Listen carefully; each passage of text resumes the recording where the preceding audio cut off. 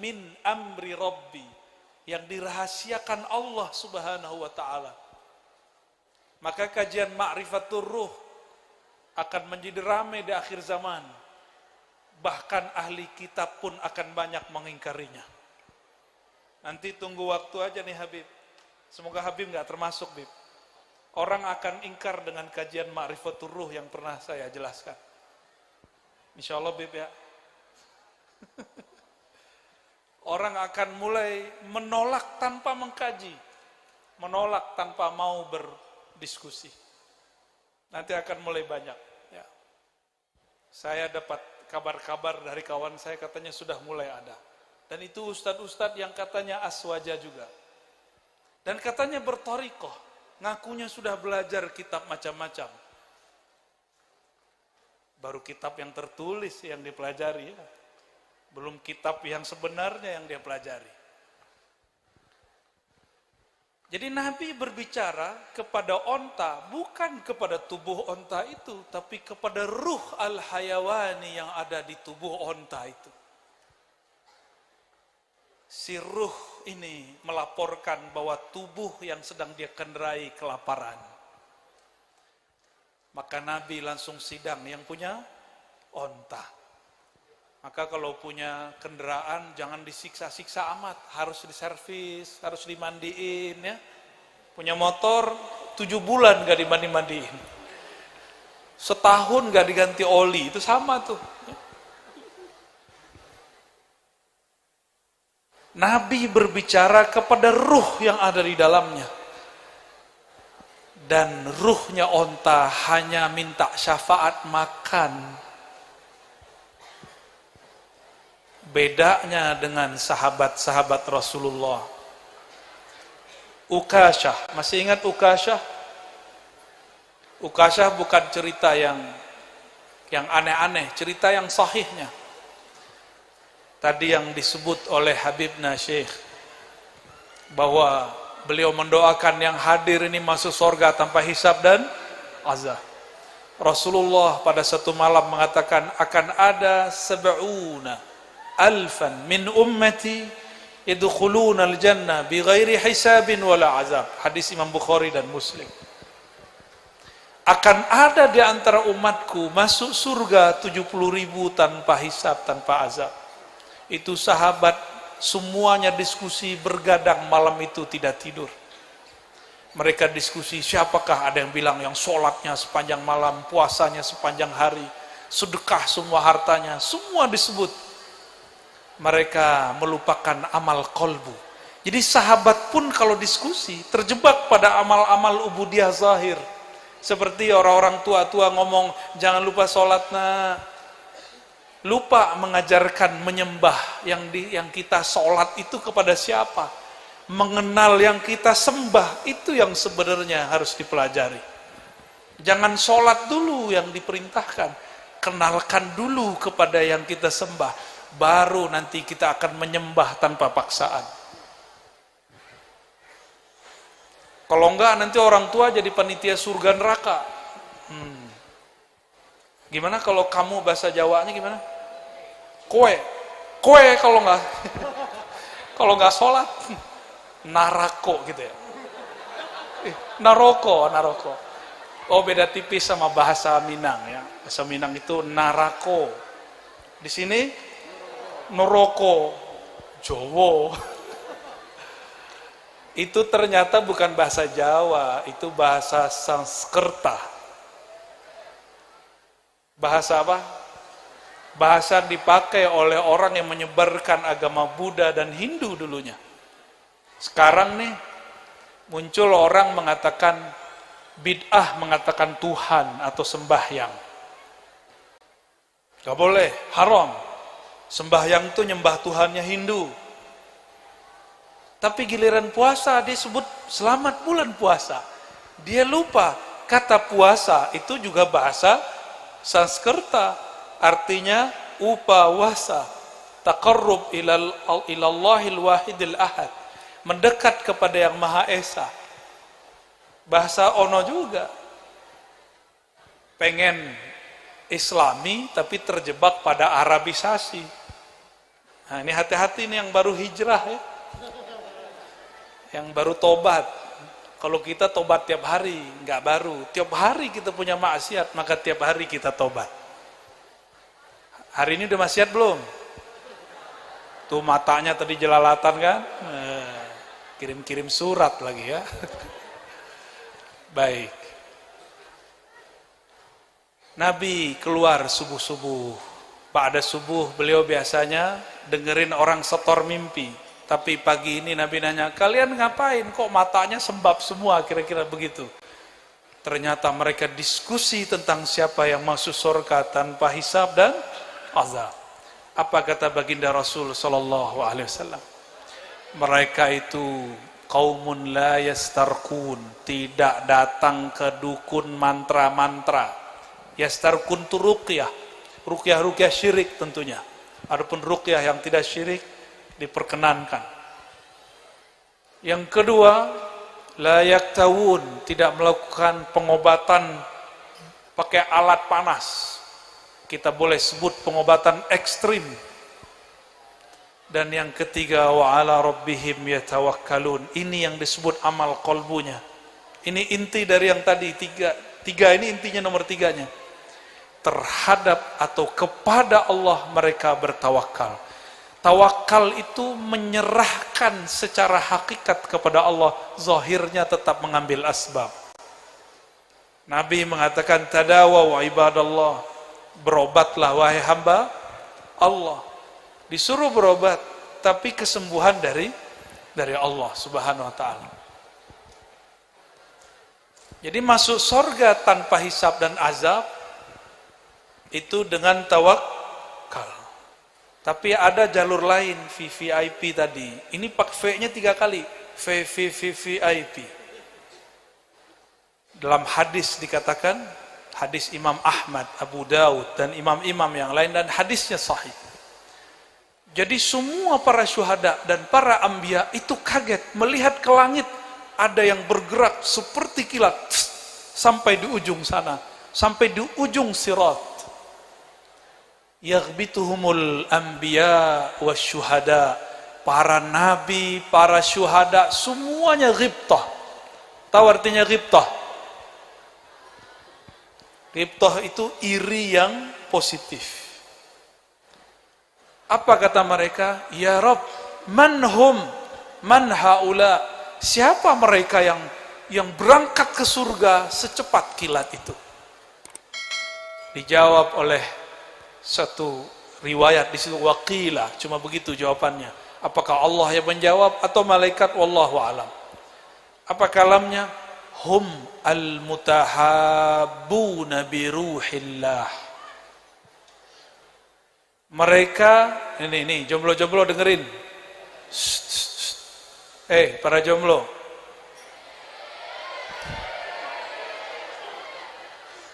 Pengen akad nggak? Sabar ya. Dengerin nih hadis, ini buat kalian nih dan buat kita semua. Orang yang masuk surga lebih cepat dari kelompok yang tadi. Siapakah mereka? Al-mutahabbuna bi ruhillah. Kelompok yang saling mencintai dalam ruhullah. Ruhullah itu artinya kasih sayangnya Allah subhanahu wa ta'ala. Jadi jangan sembarangan ngomong ana uhibbuka fillah. Itu kalau Habib Syekh ngomong begitu, saya ambil mobilnya langsung. Karena mengatakan uhibbuka fillah, milikku, milikmu. Kalau mau alus, lillah.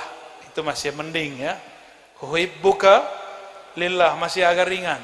Tapi fillah, nafsi, nafsuk.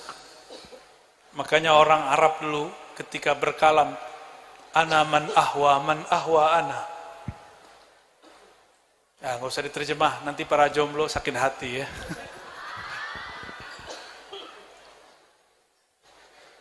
Selamat kepada hufaz 30 juz yang di depan ya. Benar.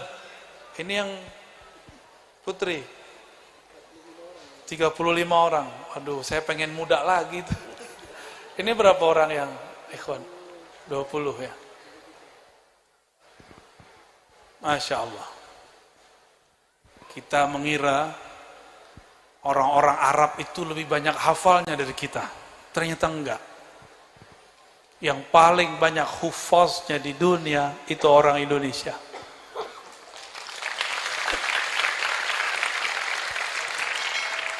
Yang paling banyak majelis selawatnya di dunia itu orang Indonesia. Di TV, orang baru 1 juz, 2 juz lomba di TV, benar. Padahal di sini Sunan Pandanaran, di Kudus, di Krapia, apalagi banyak sekali. Di Jombang saya ketemu pesantren Unyil ada. Anak kecil hafal Quran itu biasa. Tapi karena tidak semua orang biasa dengan bi'ah seperti ini, melihat anak-anak membaca Quran di TV itu kayaknya luar biasa sekali. Padahal di sini sangat biasa.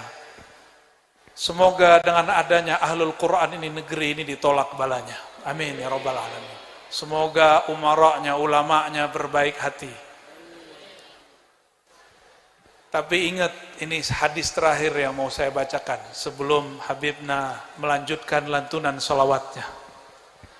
Pembeda ahlul Quran, ahlus sunnah dengan khawarij salah satunya adalah salawat. Coba lihat majelis-majelis, rumah-rumah tahfiz, mahat-mahat yang tidak ada majelis salawatnya, saya curigai. Ya, sanad Qur'annya tidak nyatu dengan akhlaknya. Dia dapat hafalan Quran tapi tidak dapat rasa mencintai orang yang diturunkan Quran kepadanya. Quran diturunkan kepada siapa? Nabi Muhammad SAW. Maka ketika kita bersolawat, kita sedang membaca nama orang yang diturunkan Quran kepadanya.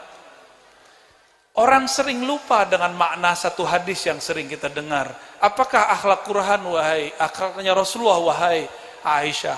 Aisyah menjawab, Sayyidatuna Aisyah radhiyallahu ta'ala anha menjawab, khuluquhul Quran, akhlaknya Quran. Kita cuma berhenti di situ.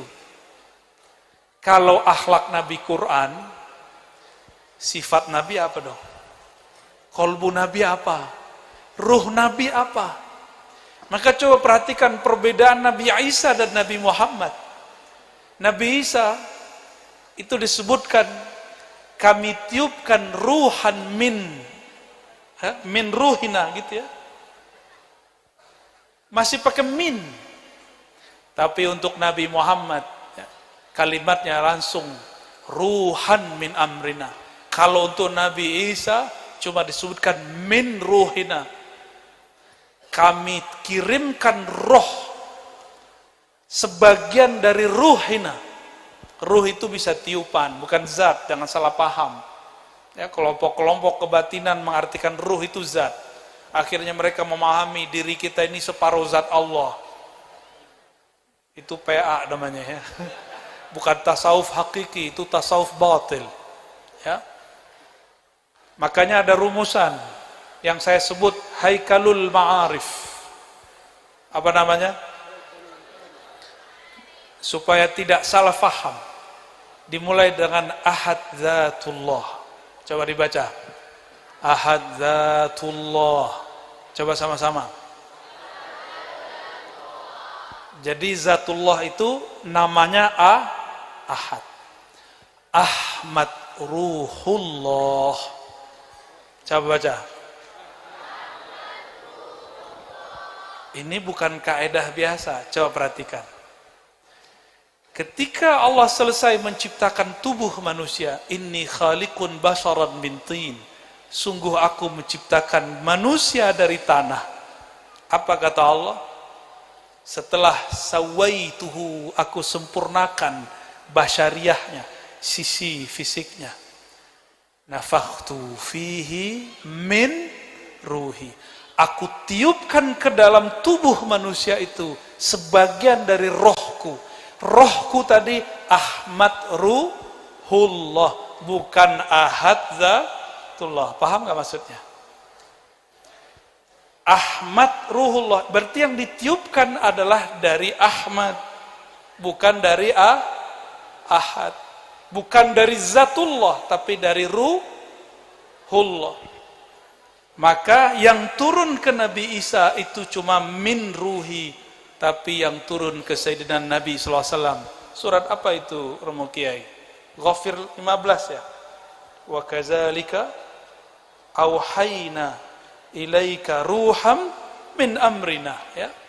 Demikianlah kami tiupkan, kami hembuskan, kami bisikkan, auhayna, kami bisikkan kepada engkau ruhan total, bukan min ruhi. Walaupun kata ruh di sini diperdebatkan maknanya oleh ahli tafsir, tapi jelas bahwa Nabi diberikan kullun, ya, semuanya. Berbeda dengan Nabi Isa, walaupun gelarnya ruhullah, tapi dia ruhullah juz'i. Sedangkan Nabi Yuna ruhullah kulli. Boleh juga disebut ruhullah al-kabir, sedangkan Nabi Isa ruhullah as-saghir. Itu istilah aja, biar gak salah faham. Coba diulang. Ahadzatullah, Ahmad ruh. Jadi ruh beda dengan zat. Coba diulang. Ruh beda dengan zat.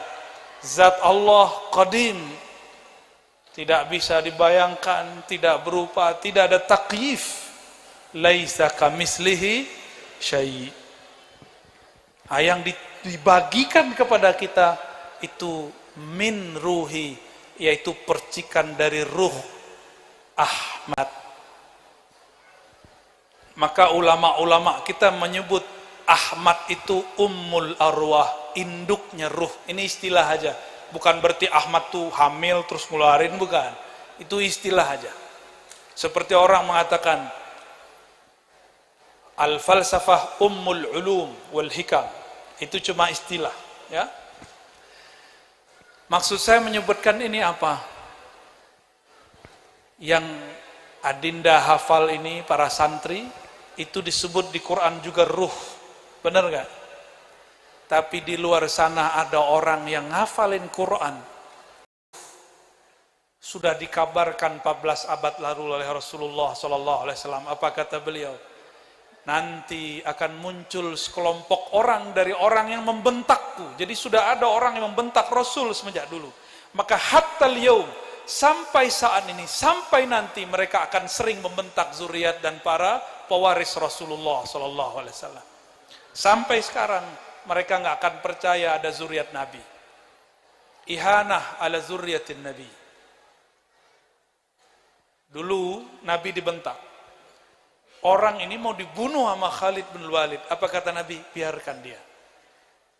Akan muncul dari kelompok dia qaumun yatluna ayatillahi rotba, baca Qur'annya fasih, hafiz, tapi tidak tembus sampai ke kerongkongannya. La yujawiz taraqihim.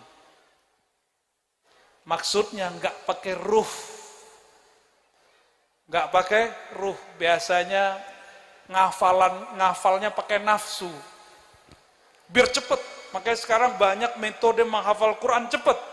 Tolong Romo Kiai itu enggak usah dihiraukan. Kita sebagaimana dulu kita menghafal pelan-pelan.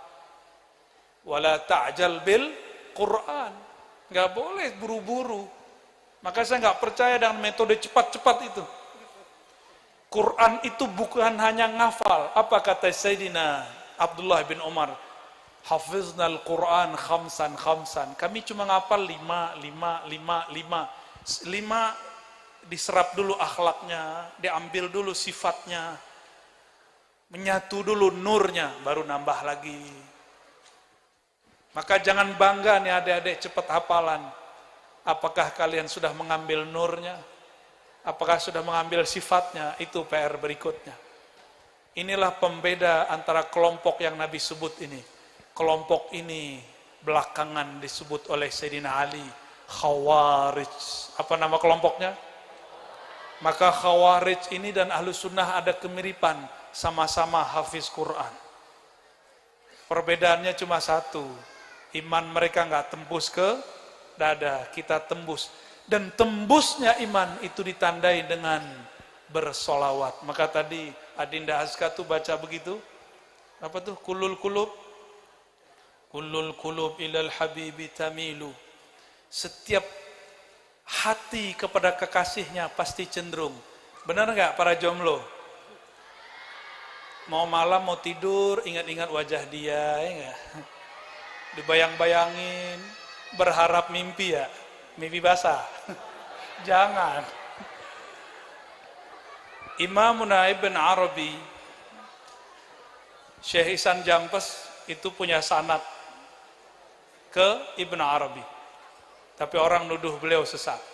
Ibn Arabi mengatakan wali Allah tidak pernah mimpi basah. Berarti kalian yang mimpi basah belum waliullah ya. Masih wali apa nih? Wali murid. Jangan-jangan yang belakang saya nih masih mimpi basah nih.